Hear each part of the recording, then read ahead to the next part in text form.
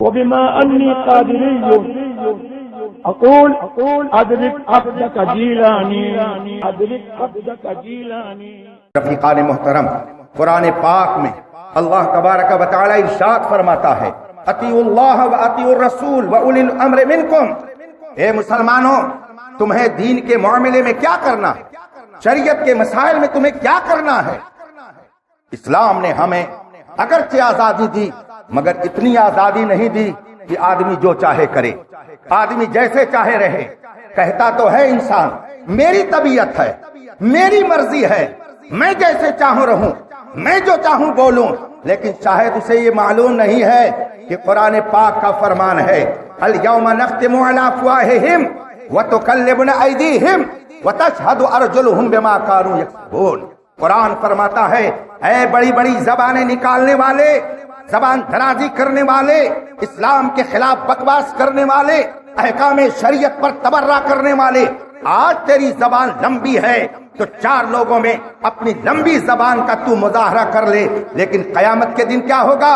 قرآن فرماتا ہے الیوم نختم علی افواہہم، قیامت کے دن تمہارے منہ پر مہر لگا دی جائے گی.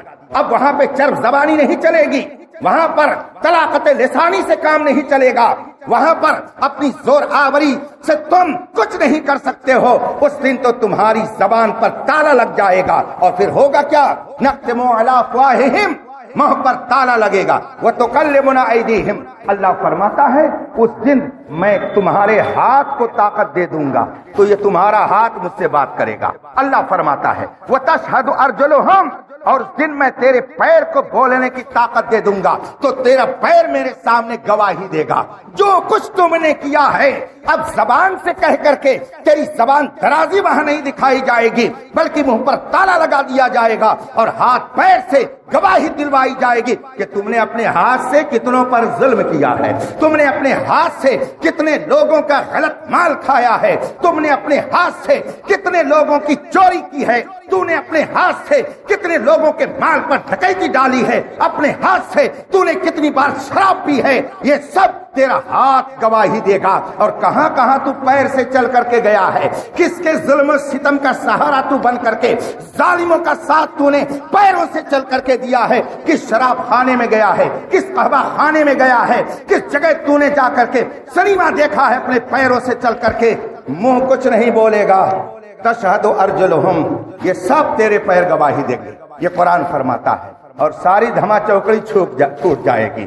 آج جب انسان شریعت سے منہ موڑتا ہے تو اس کی سزا بھی اس کو مل جاتی ہے، مگر وہ اپنی آنکھوں پہ پٹی باندھے ہوئے. حدیث پاک کی روشنی میں عرض کرتا ہوں، جب مسلمان، جب کلمہ پڑھنے والے اللہ و رسول کی فرما برداری سے منہ موڑ لیتے ہیں تو پھر ظالموں کے حکم پر انہیں عمل کرنا پڑتا. شریعت کے مسائل میں بھی ان کو انہیں پر عمل کرنا پڑے. کیا آپ نہیں دیکھتے کورونا ایک وبا آئی، حکم ہو گیا 5 لوگوں سے زیادہ مسجد میں نہیں جا سکتے، سب ڈر کر کے گھر میں بیٹھ، سب ڈر کے مارے گھر میں بیٹھ گئے. کس کے حکم پر عمل کیا آپ نے؟ ڈاکٹروں کے، WHO کے، حکومت کے، پولیس کے. یہ کس کا نتیجہ ہے؟ یہ نتیجہ ہے ہمارے اپنے کرتوت کا. جو اللہ و رسول کی فرما برداری نہیں کرتا ہے تو اسے دوسروں کی فرما برداری شریعت کے مسائل میں بھی کرنی پڑتی. یہ سزا ہے. کہہ دیا گیا کہ آپ لوگ دور دور کھڑے ہوئیے گا، جبکہ رسول پاک فرماتے ہیں کہ جب صفوں کو لگاؤ تو سٹ سٹ کر کے لگاؤ، مگر حکم ہو گیا نہیں الگ الگ کھڑے ہو گئے تو آپ کو الگ الگ کھڑے ہونا پڑ رہا ہے. آپ الگ الگ کھڑے ہوتے ہیں، دور دور کھڑے ہوتے ہیں تو نبی کا فرمان یہ تھا ایسے کھڑے ہونا، مگر دوسروں کا فرمان ہوا ایسے کھڑے ہونا، تو آپ خانے خدا میں بھی انہی کی فرما برداری کر رہے ہیں. یہ عذاب ہے جو آپ کی نافرمانیوں کی بدولت آپ پر مسلط کیا جا رہا. جگہ جگہ کے تمہیں تھک چکے ہیں ہنگامے، نشاط لذت خواب گراں بدل ڈالو. غلط روی سے منازل کا بوجھ بڑھتا ہے، مسافروں روش کارواں بدل ڈالو. قرآن ارشاد فرماتا اطیعوا اللہ، اللہ کی اطاعت کرو، واطیعوا الرسول، اور رسول پاک کی اطاعت کرو. مگر اللہ کی اطاعت کے لیے تو رسول پاک ہمارے سامنے نمونہ تھا. اللہ نے کیا فرمایا؟ رسول پاک نے ہم کو بتا دیا رسول پاک کی اطاعت کرو. اب رسول پاک کی اطاعت کیسے کی جائے گی؟ اس لیے کہ ہمارے درمیان رسول تو بظاہر ہے نہیں، تو رسول پاک کی اطاعت کیسے کریں؟ کیسے آپ جانیں گے کہ رسول کا فرمان کیا ہے؟ کیسے آپ جانیں گے نبی نے کس موقع پر کیا فرمایا ہے؟ کیسے آپ جانیں گے کہ نبی کریم صلی اللہ علیہ وسلم کی اس مسئلے میں کیا رہنمائی ہے، آپ نے کیا ہدایت فرمائی ہے؟ رسول تو بظاہر ہمارے درمیان ہے نہیں. اسی لیے قرآن نے تیسرا جز بھی آگے فرمایا، اطیعوا اللہ، اللہ کی اطاعت کرو، واطیعوا الرسول، اور رسول پاک کی اطاعت کرو، واولی الامر منکم، اور جو تم میں اولو الامر ہیں ان کی اطاعت کرو. تین لوگوں کی اطاعت کا، تین کی اطاعت کا حکم قرآن نے دیا ہے، اللہ کی اطاعت، رسول اللہ کی اطاعت اور اولو الامر کی اطاعت. یہ تین چیزیں بیان کی گئی ہیں. تو اب اولو الامر کون لوگ ہیں؟ اللہ کے بارے میں تو آپ سب لوگ جانتے، جس نے اپنے نبی کو دنیا میں بھیجا، جس نے کائنات بنائی، جس کا حکم ساری کائنات پہ چلتا ہے، ذرے ذرے پر جس کی حکومت ہے، جو ہمیشہ سے ہے اور ہمیشہ رہے گا، جس کو کبھی فنا نہیں ہے، وہ ہمیشہ باقی اور باقی رہے گا. وہ خدا ہے جو کبھی فنا نہیں ہوگا. یہ ہم اور آپ جانتے ہیں.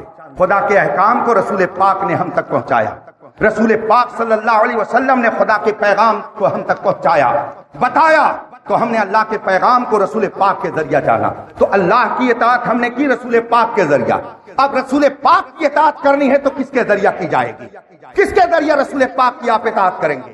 کون ہے جو آپ کو بتائے گا کہ شریعت کیا ہے؟ کون ہے جو بتائے گا رسول پاک کے فرمان کا مطلب کیا ہے؟ کون ہے جو بتائے گا کہ کس موقع پہ رسول پاک نے کیا فرمایا ہے؟ کیا ہر شخص اس بات کا متحمل ہے؟ کیا ہر شخص کو شریعت کی طرف سے اجازت ہے جو چاہے وہ کہہ دے رسول کا یہ فرمان ہے اس لیے میں اس پر عمل کروں گا؟ ایسا نہیں ہے. یہ شریعت ہے، طبیعت نہیں ہے. جب آدمی طبیعت پر عمل کرنے لگتا ہے شریعت کو چھوڑ کر کے تو عذاب میں مسلط ہوتا ہے، اور جب طبیعت کو چھوڑ کر شریعت پر عمل کرتا ہے تو رحمتوں کے پھول اس کے اوپر برسائے جاتے. طبیعت یہ چاہتی ہے کہ شراب پیئے، بہت ذائقے دار ہے، مگر شریعت کہہ رہی ہے نہیں، حرام ہے، اس کے قریب مت جانا. آپ نے شریعت کی بنیاد پر اس کو چھوڑ دیا، اللہ کی رحمت آپ کی طرف متوجہ ہو جائے. طبیعت یہ کہہ رہی ہے بہت شاندار کھانا رکھا ہوا ہے مگر چوری کا آیا ہوا ہے، شریعت کہہ رہی ہے مت کھانا. آپ نے کہا نہیں کھاؤں گا اس لیے کہ شریعت کہہ رہی ہے. اب اللہ اپنے کرم سے اس سے بہتر رزق آپ کو عطا فرمائے گا. طبیعت یہ کہہ رہی ہے سنیما دیکھا جائے، مگر شریعت کہہ رہی ہے یہ ناجائز و حرام مناظر ہیں، ان کو دیکھو گے تو گناہ ملے گا. آپ نے اپنی آنکھ بند کر لی اور آپ نے کہا کہ میں شریعت پر عمل کروں گا، قرآن دیکھوں گا، حدیث پڑھوں گا، نعت نبی سنوں گا، مصطفیٰ جان رحمت کی عظمت پر تقریریں سنوں گا، میں یہ نہیں دیکھوں گا. اب اللہ کی رحمت آپ کی طرف متوجہ ہو جائے گی. طبیعت کچھ کہے، شریعت کچھ کہے، تو آدمی کو طبیعت پر نہیں شریعت پر عمل کیا کرنے کے حکم دیا گیا ہے. اور یہ جان لیجئے کہ شریعت نہ ہماری ٹھیکیداری میں ہے نہ آپ کی ٹھیکیداری میں ہے. شریعت کے سارے احکام کتاب و سنت کی روشنی میں 1400 سال سے مبین اور مفصل طور پر کتابوں میں موجود ہیں. کتابوں کی روشنی میں شریعت جو کہے گی اس پر عمل کرنا ہمارا اور آپ کا فریضہ ہوتا ہے، چاہے وہ کوئی 20 سال کا جوان کہے اور چاہے 80 سال کا بوڑھا کہے. اگر شریعت کی بات ہے تو اسے ہم کو ماننا پڑے گا. حضرت سیدنا ابو ہریرہ رضی اللہ تعالیٰ عنہ، حضرت سیدنا معاذ ابن جبل رضی اللہ تعالیٰ عنہ، جس وقت یہ گورنر بنا کر کے اپنے اپنے ایریے میں بھیجے گئے، گورنر بنا کر کے، حضرت سیدنا معاذ ابن جبل رضی اللہ تعالیٰ عنہ کی عمر بہت مختصر، 20 سال کے اندر کی عمر تھی، اور یمن کے گورنر بنا کر کے بھیجے گئے. اللہ کے رسول صلی اللہ علیہ وسلم نے ان کو یمن کا گورنر بنا کر کے بھیجا اور فرمایا اے معاذ، اگر تمہارے سامنے کوئی مسئلہ پیش آئے گا تو کیا کرو گے؟ تو حضرت سیدنا معاذ ابن جبل رضی اللہ تعالیٰ عنہ نے فرمایا، عرض کی یا رسول اللہ، میں قرآن پاک سے فیصلہ کروں گا. اللہ کے رسول فرماتے ہیں کہ اگر تمہیں قرآن پاک میں نہ ملے تب. جملے پہ غور کیجئے گا، رسول پاک نے نہیں فرمایا کہ قرآن پاک میں نہ ہو تب، یہ نہیں فرمایا، بلکہ یہ فرمایا تمہیں قرآن میں نہ ملے تب. ملنا اور ہے، ہونا اور ہے، دونوں میں فرق ہوتا ہے. بہت سے لوگ ایسے ہوتے ہیں، آپ ان کی دکان پر جائیے، مال رکھا ہوا ہے مگر دکاندار کہہ دیتا ہے ابھی مل نہیں رہا، جاؤ بعد میں. حالانکہ ہے وہ کہیں لیکن اسے مل نہیں رہا ہے. تو کسی چیز کا ملنا اور ہے اور ہونا نہ ہونا اور ہے، دونوں میں فرق ہوتا ہے. اللہ کے رسول سرور کونین صلی اللہ علیہ وسلم نے ارشاد فرمایا، اے معاذ اگر تمہیں قرآن میں نہ ملے تب؟ عرض کی یا رسول اللہ پھر آپ کی حدیثوں سے فیصلہ کروں گا۔ یمن کا گورنر بنا کر کے آپ بھیج رہے ہیں نا، میں وہاں کا حاکم خود بخود بن کے نہیں جا رہا ہوں، آپ بھیج رہے ہیں، آپ کے فرمان کے مطابق میں فیصلہ کروں گا۔ اللہ کے رسول فرماتے اگر تمہیں حدیث میں بھی نہ ملے تب؟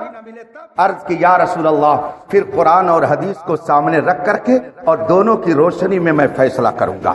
اس کو اجتہاد کہا جاتا، اس کو قیاس کہا جاتا ہے۔ قرآن اور حدیث کو سامنے رکھ کر کے میں فیصلہ کروں گا۔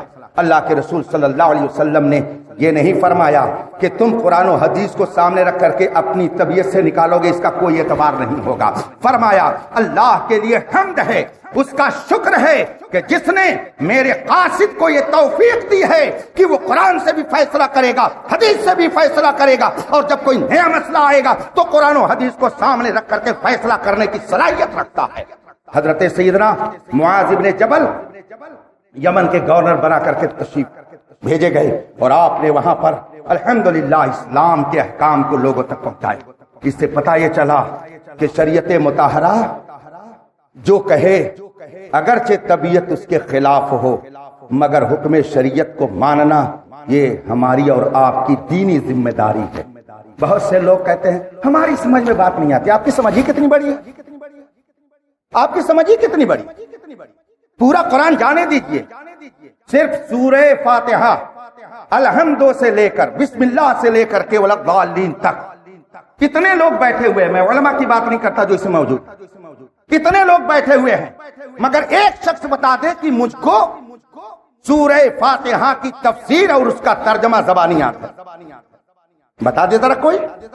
جب قرآن پاک کی ایک چھوٹی سی سورت کی تفسیر اور اس کا ترجمہ آپ نہیں سمجھ پاتے ہیں تو دین کی باریکیاں کیسے سمجھنے کا دعویٰ کرتے ہیں۔ اس لیے جو لوگ کہتے ہیں ہماری سمجھ میں فلانے کی بات نہیں آتی ہے، آپ کی سمجھ اور ناسمجھ سے کچھ نہیں ہوتا ہے۔ شریعت نے اصول متعین کر دیا ہے، ان اصولوں کی روشنی میں ماننا یہ ہماری ذمہ داری ہے، اور اگر کھلم کھلا ہم شریعت کی مخالفت کر رہے ہوں تو پھر ہماری بات کیا کسی کی بات نہیں مانی جائے گی۔ اللہ کے رسول سرور کونین فرماتے ہیں لا طاعت لمخلوق فی معصیت الخالق، اللہ کی نافرمانی کر کے کسی مخلوق کی فرما برداری نہیں کی جائے گی، اپنے وقت کا غوث قطب ابدال کیوں نہ ہو، لیکن شریعت کی مخالفت کرتے ہوئے اگر کوئی بات کہتا ہے تو اس کی بات تسلیم نہیں کی جا سکتی ہے۔ اور میں کہتا ہوں یہ تو لفظ میں نے نکال دیا، ورنہ جو غوث ہوگا وہ شریعت کے خلاف بات کہے گا ہی نہیں، جو قطب ہوگا وہ شریعت کے خلاف بات کہے گا نہیں۔ بالفرض یہ کہہ رہا ہوں اگر وہ کوئی ایسی بات کہتا ہے جو شریعت کے خلاف ہو، کوئی کہے اس کی بات قابل قبول نہیں ہو سکتی۔ الحمدللہ ہم اہل حق اہل سنت و جماعت کا یہ وتیرہ رہا ہے، ہمارا یہ طریقہ شروع سے اب تک 1400 سال کی تاریخ بتا رہی ہے کہ ہم نے ہمیشہ شریعت کو مقدم رکھا ہے، ہم نے طبیعت پر کبھی نہیں عمل کیا ہے۔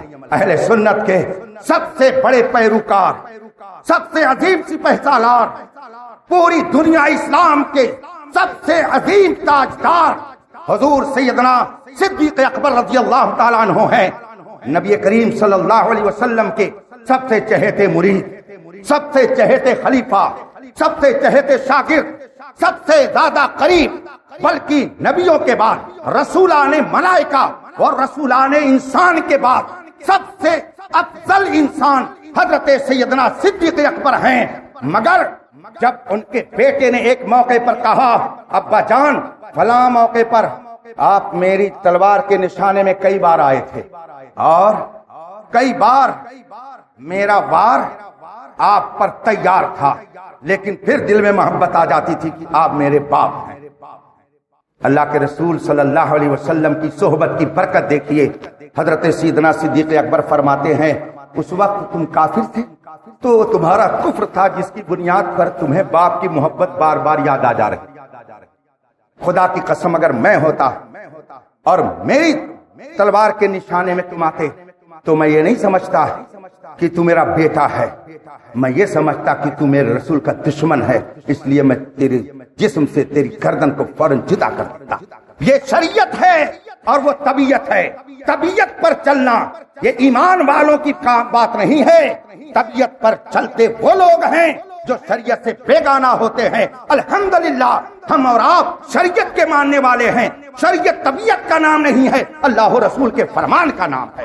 اس لیے اگر کبھی آپ کی سمجھ میں کوئی بات نہ آئے تو جس نے کہا ہے اسے سمجھ لی، جس نے آپ سے کچھ بتایا ہے اگر وہ نہ سمجھا پائے تو کسی اور سے سمجھ لیجئے. لیکن امت مسلمہ کے درمیان بس ایک ہی راستہ ہے، وہ راستہ ہے اللہ و رسول کی اطاعت و فرما برداری کا. اللہ کے احکام کو رسول پاک کے ذریعہ جانا جائے گا اور رسول پاک کے احکام کو علماء امت کے ذریعہ جانا جائے گا، محدثین کے ذریعہ، فقہا مجتہدین کے ذریعہ جانا جائے گا. ہم آپ اس قابل نہیں ہیں کہ ہم کہیں قرآن و حدیث میں جب یہ فرمایا گیا ہے تو ہم اپنی طبیعت کے مطابق جو سمجھ میں آئے گا اس پر عمل کریں گے. یہی تو کام کیا ہے باطل فرقوں نے، یہی کام کیا ہے قادیانی نے. اسی لیے قادیانی نے کہا کہ میں نبی ہوں. کہتا ہے کہ جب اللہ تبارک و تعالی ہر زمانے میں ہدایت دینے کے لیے لوگوں کو بھیجتا رہا ہے تو کیا اس زمانے میں ہدایت کی ضرورت نہیں ہے؟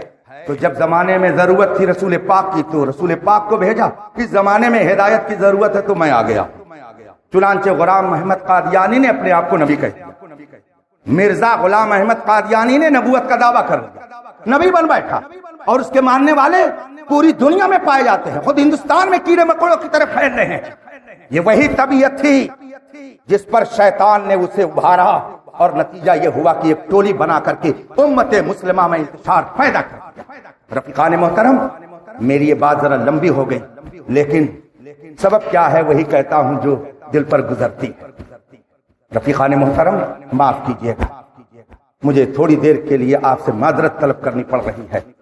ابھی عید کا موقع آیا، اس موقع پر بہت سارے لوگوں نے بہت ساری باتیں کہیں، لیکن کسی شخص نے مجھ سے یہ نہیں کہا کہ حضرت یہ اعلان ہوا ہے تو ذرا ہم کو وہ ثبوت دکھا دیجئے کس کی بنیاد پر آپ نے اعلان کیا، کہاں سے آپ نے شہادت. کھچڑی خود پکانے لگے لوگ. میں عوام کی بات کیا کروں، بہت سارے مدعیان علم بھی کھچڑی پکانے لگے اور انہوں نے کہہ دیا یہ غلط وہ غلط، ایسا کیسے ہوا ویسا کیسے ہوا. بہت سارے لوگوں نے تو اتنی بڑی جرات کر ڈالی کہ انہوں نے اعلان کرنا شروع کر دیا کہ جنہوں نے جمعرات کو عید کر لی وہ روزہ قضا کرے. یہ قیامت کی نشانی ہے، قیامت کی نشانی. اللہ کے رسول سرور کونین نے فرمایا ان اللہ لا يقبض العلم انتزاعا ينتزعه من العباد ولكن يقبض بقبض العلماء حتى اذا لم يبقى عالم اتخذ الناس رؤوسا جهالا فافتوا بغیر علم فضلوا واضلوا. صدق رسول اللہ صلی اللہ علیہ وسلم. میرے آقا ارشاد فرماتے ہیں جب قیامت قریب ہوگی علم اٹھتا جائے گا، مگر علم یوں نہیں اٹھے گا کہ علم لوگوں کے سینوں سے کھینچ لیا جائے، بلکہ علماء اٹھتے چلے جائیں گے. حتی اذا لم یبقى عالم، یہاں تک کہ جب کوئی عالم نہیں رہے گا. اتخذ الناس رؤوسا جہالا، تو لوگ جاہلوں کو اپنا امام اور پیشوا بنائیں گے، ان کو اپنا مقتدی بنائیں گے اور انہی سے مسائل پوچھیں گے. تو ان کو مسئلہ تو معلوم نہیں ہوگا لیکن اپنی بڑائی باقی رکھنے کے لیے افتوا بغیر علم، بغیر علم کے فتوا دیں گے. فضلوا واضلوا، خود بھی گمراہ ہوں گے، قوم کو بھی گمراہ کریں گے. یہ رسول پاک کی حدیث ہے. میرے آقا نے ایک موقع پر فرمایا ان شر الشر شرار العلماء ان خیر الخیر خیار العلماء.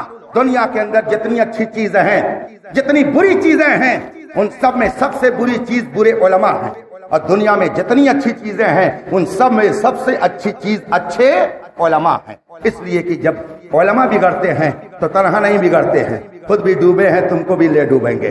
جب علماء بگڑتے ہیں تو معاشرہ بگڑتا ہے، علماء بگڑتے ہیں تو سماج بگڑتا ہے، علماء بگڑتے ہیں تو لوگوں کے نظریات بگڑتے ہیں، علماء بگڑتے ہیں تو لوگوں کی زبانیں لمبی ہوتی ہیں. اور جب علماء صحیح ہوتے ہیں تو الحمدللہ اسلام کی بہار آتی ہے، عقیدہ اہل سنت کی اشاعت ہوتی ہے، لوگوں کے دلوں میں محبت نبی کے پھول اگنے لگتے ہیں.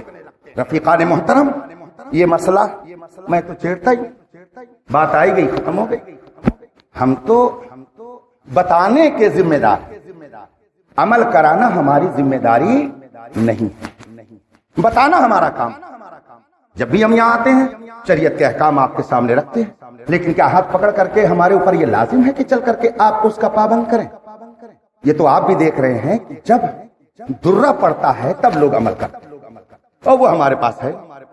گورنمنٹ کا رول پڑتا ہے تب لوگ عمل کرتے ہیں، پولیس جب ڈنڈے لگاتی ہے تب لوگ عمل کرتے ہیں، اور شریعت کی بات پیار سے بتائی جاتی ہے تو لوگ اس پر عمل نہیں کرتے ہیں۔ یہ آپ بھی دیکھ رہے ہیں۔ تو ہمارا کام زبردستی منوانا نہیں ہے، اور نہ ہم اس نیت سے مسئلہ بتاتے ہیں کہ زبردستی آپ سے منوائیں گے۔ ہمارا کام ہے کہ ہم شریعت کا حکم آپ تک پہنچا دیں، مانے نہ مانے یہ آپ سب لوگوں کی ذمہ داری ہے۔ ہاں البتہ جو قریب میں ہوتے، جو بہت قرب رکھتے ہیں، جن سے بے تکلفی ہوتی ہے، ان سے کبھی کبھی محبتاً ضد بھی کی جاتی ہے، ایسا کیوں نہیں کرتے ہو، ایسا کرو۔ لیکن یہ ہم گھوس جمانے کے لیے نہیں کرتے ہیں، بلکہ از راہ محبت ان کو شریعت پر لانے کے لیے یہ قدم اٹھاتے ہیں۔ لیکن عام طور سے ہمارا مقصد یہ نہیں ہوتا ہے کہ ہم زبردستی اپنی بات منوائیں، شریعت کی بات بتانا اور شریعت پر عمل کرنے کی ترغیب دینا یہ ہماری ذمہ داری ہے، وہ ہم کرتے ہیں۔ عید کے چاند کے سلسلے میں اگر یہ اعلان کسی نے نہ کیا ہوتا کہ ایک روزے کی قضا رکھیں تو انتشار لوگوں میں زیادہ پیدا بعد میں نہیں ہوتا اور یہ نوبت نہیں آتی۔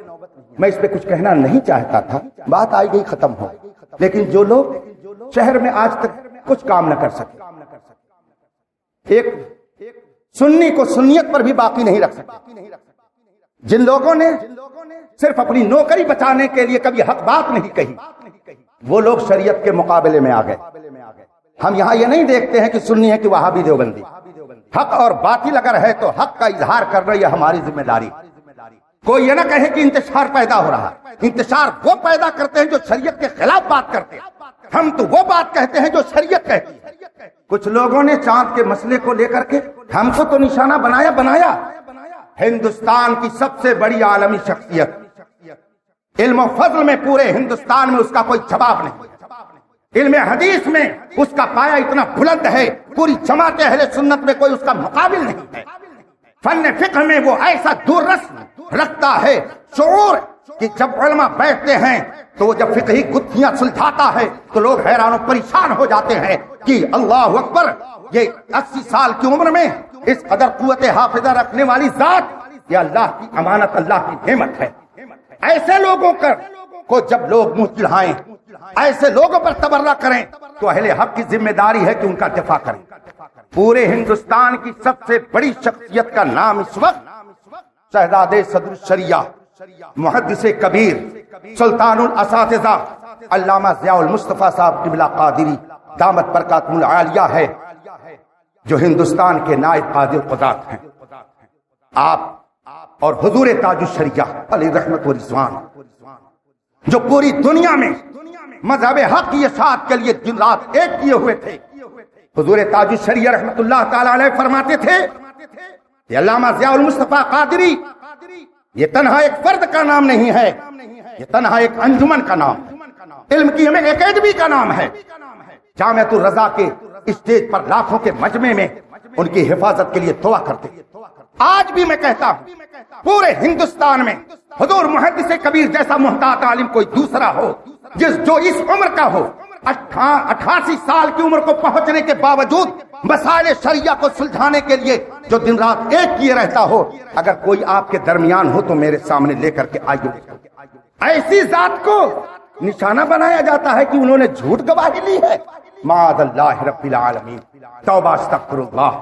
اور کون لوگ یہ بات کہتے ہیں جنہوں نے آج تک شہر میں علاوہ سونے کے اور اپنی درسگاہ میں بیٹھ کر کے تبرہ کرنے کے کوئی کام نہیں کیا؟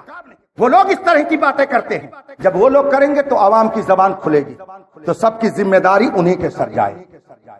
جمعہ کے روز اس سے پہلے ایک صاحب نے اپنی تقریر میں کہا کہ میں نے کئی لوگوں سے فون کر کے معلوم کیا، گھوسی کا مطلع صاف تھا، ابر آلود نہیں تھا، اور جب مطلع صاف ہو تو 2-4 لوگوں کی شہادت کچھ نہیں ہے، جمع کثیر چاہیے، جمع غفیر چاہیے، کثیر لوگ چاہیے، تب جا کر کے ان کی بات معتبر ہوگی۔ اور اپنی تقریر میں انہوں نے کہا کہ میں نے گھوسی سے معلوم کیا ہے اور نام لیا اس میں 3 یا 4 لوگوں کا، کہ ان سے میں نے معلوم کیا گھوسی کا مطلع صاف تھا، اور جب مطلع صاف ہو تو اعلیٰ حضرت فرماتے ہیں کہ 3-4 لوگوں کی گواہی سے کچھ نہیں ہوتا، لہذا جو 4 لوگوں نے وہاں گواہیاں دی وہ غلط ہے اور وہ فیصلہ غلط ہے۔ جب وہ فیصلہ غلط ہے تو خلیل آباد میں جو شہادت لائی گئی وہ بھی غلط ہے۔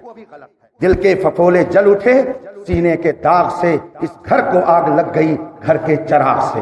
اگر پڑھا ہوتا انہوں نے تو ایسی حرکت کبھی نہ کرتے. یہ بہار شریعت بھی میرے پاس ہے, فتاوی رضویہ بھی میرے پاس ہے.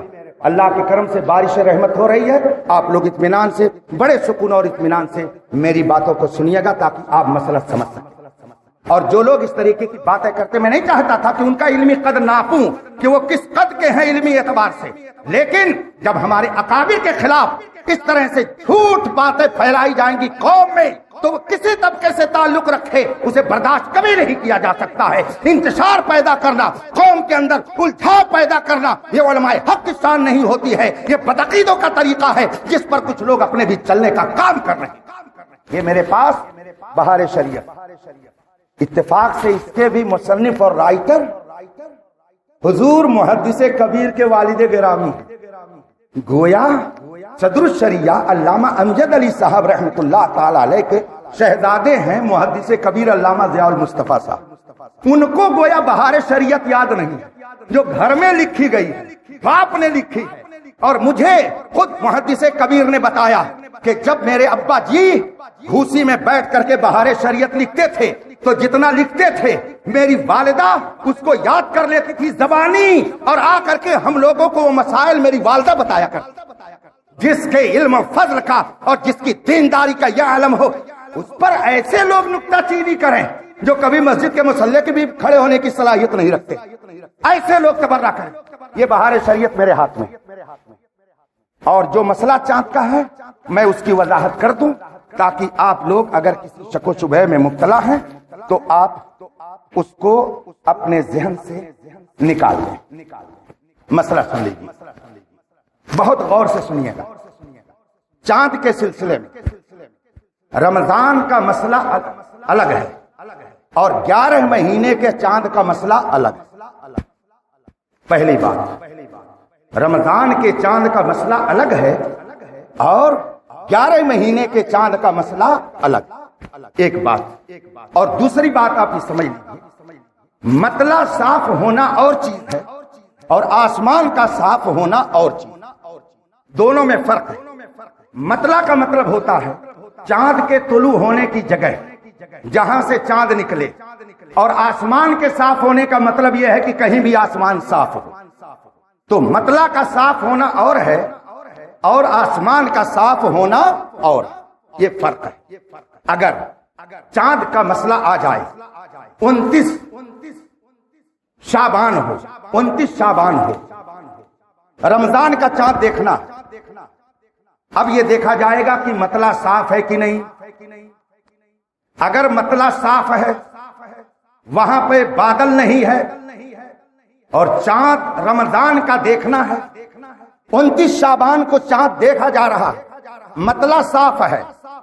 غور سے سنیے گا, مطلع صاف ہے اور چاند رمضان کا دیکھا جا رہا ہے, تو بہار شریعت میں یہ لکھا ہوا ہے کہ اگر مطلع صاف ہے اور رمضان کا چاند ہے تو زیادہ لوگ چاہیے جو یہ بتائیں کہ ہم نے چاند دیکھا, تب چاند کی گواہی مانی. مطلع صاف ہو, رمضان کا چاند ہو, 29 شعبان کو دیکھا جا رہا ہے, بالکل صاف تھا, تو اب زیادہ لوگ چاہیے, تب ان کی بات مانی جائے. مگر اب سنیے آگے, 29 کا چاند, شعبان کی 29 تاریخ رمضان کا چاند دیکھنا ہے, لیکن ایک آدمی زمین پر سے نہیں بلندی سے دیکھ کر کے آیا اور اس نے قاضی کے سامنے گواہی دی. ایک آدمی نیچے سے نہیں اوپر سے دیکھ کر کے آیا اور آ کر کے گواہی دی کہ میں نے چاند دیکھا, تو مطلع اگر صاف ہے اور ایک آدمی نے رمضان کے چاند کی گواہی دے دی اور یہ کہا کہ میں نے نیچے سے نہیں اوپر سے دیکھا ہے جا کر کے, تو اب مسئلہ آپ سن لیجیے. ایک صورت ہوئی. دوسری صورت یہ ہے, مطلع صاف ہے, رمضان کا چاند دیکھنا ہے, 29 شعبان ہے, لوگوں نے دیکھا, لیکن ایک شخص جنگل بیابان سے جہاں سے کلیئر دکھائی دیتا ہے آسمان مطلع, وہاں سے دیکھ کر کے آیا اور کہہ رہا ہے کہ میں نے چاند دیکھا, اور وہ بھی شعبان کے موقع پر, 29 شعبان کو رمضان کے چاند کے سلسلے میں کہہ رہا. یہ 3 صورتیں ہوئی جو میں نے آپ کے سامنے رکھ دی. مطلع صاف, سب لوگوں نے نیچے سے دیکھا, مطلع صاف ایک آدمی بلندی سے آ کر کے دیکھ کر کے کہہ رہا مطلع صاف، اور ایک آدمی جنگل بیابان سے چکیل میدان سے آ کر کے کہہ رہا کہ میں نے دیکھا. یہ تین صورتیں ہوئیں. اب مسئلہ سن لیجیے آپ جو بہار شریعت میں لکھا ہوا. اگر مطلع صاف ہو تو جب تک بہت سے لوگ شہادت نہ دیں چاند کا ثبوت نہیں ہو سکتا. رہا یہ کہ اس کے لیے کتنے لوگ چاہیے، کثیر لوگ چاہیے تو کتنے چاہیے، اس سلسلے میں فرماتے ہیں یہ قاضی کے متعلق ہے. کتنے لوگ چاہیے یہ قاضی کے اوپر ہے. جتنے گواہوں سے اسے غالب گمان ہو جائے حکم دے دے گا. گویا مطلع اگر صاف نیچے سے دیکھا لوگوں نے تو کثیر لوگ چاہیے. اب کثیر کتنے ہیں؟ لکھتے ہیں بہار شریعت میں کہ قاضی یعنی جس کے سامنے فیصلہ کیا جا رہا ہے اس کو جتنے لوگوں سے اطمینان ہو جائے اتنے لوگ اس کے لیے کثیر مانے جائیں گے، اور مطلع صاف ہونے کی صورت میں جتنے لوگوں سے اس کو اطمینان ہو جائے وہ فیصلہ کر دے گا. یہ بہار شریعت میں یہی فتاوی رضویہ میں ہے. کچھ لوگ کہتے ہیں 25 چاہیے، 30 چاہیے، 35 چاہیے. قیامت تک کے لیے میرا چیلنج ہے ایسے لوگوں کے لیے، قیامت تک کے لیے چیلنج ہے. 25 کی تعداد کہاں لکھی ہوئی ہے؟ پھر بہار شریعت میں 25 کی تعداد کہاں لکھی ہوئی ہے؟ فتاوی رضویہ میں. فتاوی رضویہ کا نام لے کر کے جھوٹ بولتے ہیں لوگ. خانے خدا میں ممبر کے سامنے بیٹھ کر کے جھوٹ بولتے ہیں. یہ جھوٹے لوگ ہیں، ان کا شریعت سے کوئی لینا دینا نہیں ہے. یہ شریعت پر نہیں بلکہ طبیعت پر چلتے ہیں. میں چیلنج کرتا ہوں، چاہے وہ مولانا کی شکل میں ہو یا عوام کی شکل میں ہو، جو کہتے ہیں 25 لوگ چاہیے. 25 کی گنتی تقریر میں کہی گئی ہے. پوری بہار شریعت، پوری فتاوی رضویہ میں کہیں یہ نہیں لکھا ہوا ہے کہ کثیر لوگ کتنے ہوں، کم سے کم 25 لوگ ہوں. جھوٹ بولتے ہیں لوگ، خانے خدا میں بیوقوف بناتے ہیں. ارے اختر سے عداوت ہے تو اختر سے عداوت رکھو. قوم کو انتشار میں مت مبتلا کرو، مسجد میں جھوٹ مت بولو، خانے خدا میں انتشار مت پیدا کرو. اگر آپ کسی منصب پر ہیں تو اس منصب کا لحاظ کیجیے. ہم کسی کو چھیڑتے نہیں ہیں، لیکن جو چھیڑتا ہے ہم اس کو چھوڑتے بھی نہیں. اسی لیے بہت سارے لوگ گالیاں دے. یہ جناب ضیاء الدین بھائی بیٹھے ہوئے، آپ ان سے پوچھ لیں. انہوں نے خود میرے پاس فون کیا کہ حضرت میری ڈائریکٹ بات ہوئی ہے گھوسی علامہ صاحب قبلہ سے، اور فرمایا کہ یہاں چاند دیکھا گیا، شہادت مل چکی. بھیج رہے ہیں کیا؟ میں نے کہا ہاں مشورہ کر رہا ہوں، علماء سے بھیجو. میں نے علماء سے مشورے کیے. اس کے بعد 9:45 بجے رات میں نے یہاں سے شہادت کے لیے لوگوں کو بھیجا. گاڑی سے لوگ گئے اور وہاں سے باقاعدہ حضور محدث کبیر کے ہاں سے تحریر لے کر کے آئے. کتاب القاضی جس کو کہا جاتا ہے، وہ شہادت لے کر کے آئے. 3 علماء نے یہاں آ کر کے شہادت دی. اس کے بعد پھر چاند کا اعلان کیا گیا. اگر کوئی نہیں کر سکتا ہے تو اس کی اپنی مرضی ہے، لیکن اسی بہار شریعت اور اسی فتاوی رضویہ میں ہے کہ اگر قاضی نے اعلان کر دیا تو سب پر واجب ہو جاتا ہے کہ اس کے مطابق عمل کریں. اس لیے میں یہ کہتا ہوں فتاوی رضویہ کی روشنی میں جنہوں نے جمعرات کو روزہ رکھا انہوں نے عید کے دن روزہ رکھا، اور عید کے دن روزہ رکھنا حرام ہے، حرام ہے. اس دن عید کرنا واجب ہے. جن لوگوں نے یہ نہیں کیا وہ گنہگار ہوئے. یہ شریعت کہتی ہے. یہ فتاوی رضویہ اور بہار شریعت میں لکھا ہوا. آگے اور سن لیجیے. فرماتے ہیں مگر جبکہ بیرون شہر یا بلند جگہ سے چاند دیکھنا بیان کرتا ہے تو ایک مستور کا قول بھی رمضان کے چاند میں قبول کر لیا جائے. کیا سمجھا آپ نے؟ مطلع صاف ہو، بالکل کلیئر ہو. نیچے سے لوگ دیکھ رہے ہیں تو کثیر چاہیے. یہ رمضان کی بات ابھی کر رہا ہوں. کثیر لوگ چاہیے. اور کثیر کتنے ہوں؟ یہ 25 نہیں، یہ 420 لوگوں کی حرکت ہے جو اس طرح کی تعداد متعین کرتے. جتنے لوگوں سے قاضی کو اطمینان ہو جائے اتنے لوگوں کے بیان پر وہ فیصلہ کر دے گا. جب مطلع صاف ہو، لوگ چاند نیچے سے دیکھ رہے ہیں. رمضان کے بارے میں فرماتے ہیں کہ ایک آدمی گیا بلندی پر، مطلع صاف تھا، اور وہاں سے دیکھ کر کے لوگوں نے آ کر کے کہہ دیا. تو اب ایسی صورت میں فرماتے ہیں کہ ایک آدمی بھی اگر آ کر کے اوپر سے نیچے کہہ دے تو اس کی بات مان لی جائے اور فیصلہ سنا دے. اللہ تبارک و تعالی ہمیں اس پر عمل کی توفیق عطا. میرے بھائیوں، وقت بہت زیادہ ہو گیا، مسئلہ اور بھی بیان کرنا، جسے جو کچھ پوچھنا آپ لوگ مطمئن رہیں. جو چاند کا مسئلہ بتایا گیا ہے وہ شریعت کے مطابق ہم نے کیا ہے. پورے علماء کرام کو جو بھی اس سے اختلاف کرتے ہیں، میری ان سے مؤدبانہ گزارش ہے وہ میرے پاس آ جائیں، علماء کے درمیان بیٹھ کر کے اس مسئلے کا حل کر لیں. انتشار پیدا نہ. یہ میں نے اس لیے بیان کر دیا تاکہ آپ مطمئن رہیں. جو جمعرات کو شہادت لائی گئی وہ شہادت معتبر، وہاں جو چاند دیکھ کر کے شہادت لے کر کے فیصلہ کیا گیا وہ معتبر۔ اس لیے آپ حضرات اس تردد میں نہ رہیں کہ جمعرات کو جنہوں نے کیا وہ غلط کیا۔ جو لوگ روزہ رکھنے اور قضا کرنے کا حکم دیتے ہیں وہ شریعت سے ناواقف اور نابلد ہیں۔ میرا ان سب کو چیلنج ہے، پورے شہر کے جتنے مولانا لوگ اس بات کو کہنا چاہتے ہیں کہ روزہ جمعرات کو قضا کرنی ہے، ان سب کو میرا چیلنج ہے۔ چیلنج کیا کروں گا، میں کمزور آدمی، لیکن ان سب سے میری گزارش ہے کہ وہ بیٹھ کر کے آئیں اور اس مسئلے کا حل وہ کتاب و سنت کی روشنی میں سمجھا دے۔ اگر ان کی بات صحیح ہوگی تو مجھے تسلیم کرنے میں کوئی اعتراض نہیں ہوگا، میں اعلان کر دوں گا، اور اگر شریعت کی بات صحیح ہے جو میں عرض کر رہا ہوں تو کم از کم قوم میں انتشار نہ پیدا کرے، وہ توبہ کر کے اپنے آپ کو خاموش رکھے۔ اللہ تبارک و تعالی ہمیں اور آپ کو دین پر عمل کی توفیق عطا فرمائے۔ وآخر دعوانا ان الحمد للہ رب العالمین۔